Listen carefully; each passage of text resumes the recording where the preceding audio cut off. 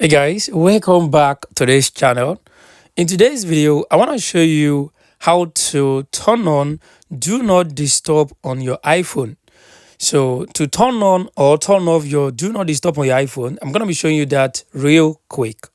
The first thing you want to do, you want to make sure you are on your home page on your iPhone. As you can see, we are in my home page. So what do you want to do next? I want you to swipe down from the top right corner on your iPhone. I want you to swipe down from the top, from the upper right corner on your iPhone. So once you swipe down from the top right, it's going to bring out this control center for you.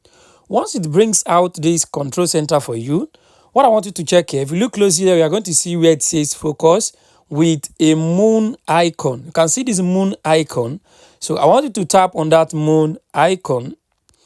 So once you tap on the moon icon, it's going to bring you this page. So on this page, what I want you to do here, if you look closely, you are going to see where it says do not disturb at the top. So I just want you to tap on that do not disturb.